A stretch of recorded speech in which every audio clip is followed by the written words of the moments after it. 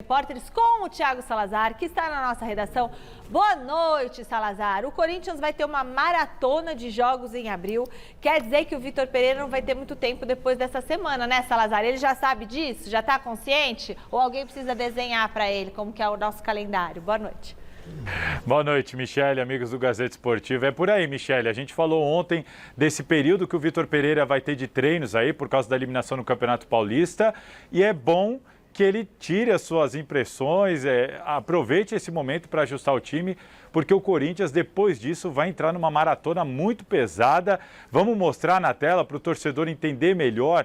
Em abril, um mês de 30 dias, serão 8 compromissos. Isso aí, uma continha básica, dá um jogo a cada 3,75 dias. Dá para a gente arredondar e dizer que o Corinthians vai ter um jogo a cada menos do que 4 dias, o Corinthians em campo, em um jogo atrás do outro. E são adversários complicados. Vai ter derby antes de um duelo com Boca Juniors pela Libertadores, tem a partida contra o Deportivo Cali, contra o Always Ready, também pela Libertadores, tem Brasileirão, vai ter estreia na Copa do Brasil, vai ter viagem para a Bolívia, enfim, vai ser um mês muito complicado. Ou seja, em abril, provavelmente o Vitor Pereira vai ali, vai no papo, vai no vídeo, durante os jogos, tendo que acertar o time. Portanto, esta semana, esse período que ele vai ter aí até terça-feira, que é a estreia na Libertadores, o Vitor Pereira vai ter que aproveitar ao máximo para acertar esse Corinthians. Falando em estreia na Libertadores, o jogo é terça-feira, lá na Bolívia,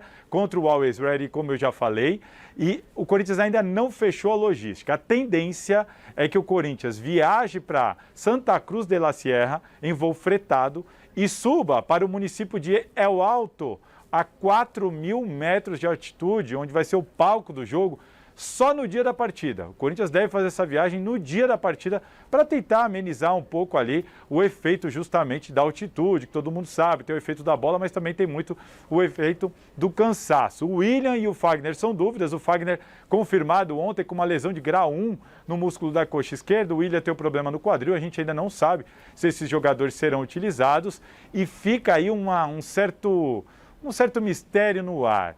Tem gente apostando que o Vitor Pereira vai mexer na escalação do Corinthians para tornar o Corinthians mais agressivo, mais imponente, como ele quer, e não tem conseguido isso na maioria dos jogos. Então existe aí uma certa expectativa para ver se ele vai alterar o time ou não, Michele. É isso por enquanto. Daqui a pouquinho eu tenho informações sobre o Raul e sobre o Maicon. Vou voltar para falar, mas antes eu deixo vocês para debater essa maratona de jogos do Corinthians aí, que não vai dar tempo para o Vitor Pereira trabalhar no CT mais.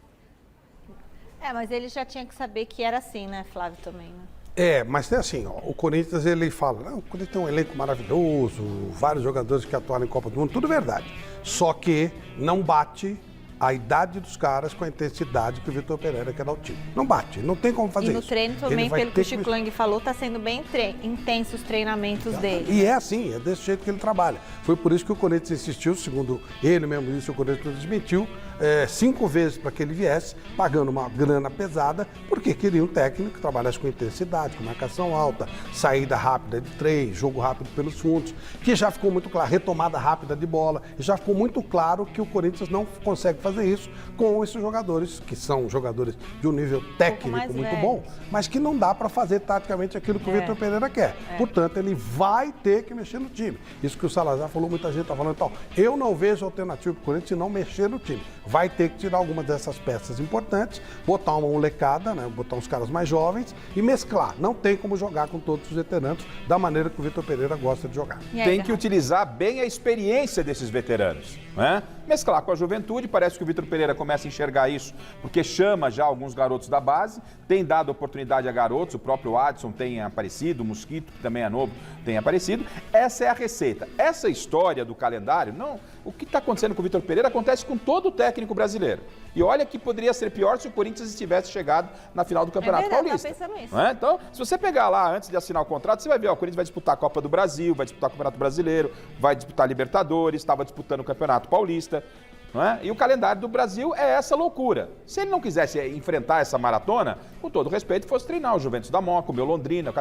O calendário está apertado lá do meu Londrina, está tranquilo lá, está folgado. Não, são equipes que disputam menos competições. Ele é técnico do Corinthians, não é? Aí já estão falando da altitude. Libertadores tem o problema da altitude. Não é só o Corinthians que vai jogar na altitude.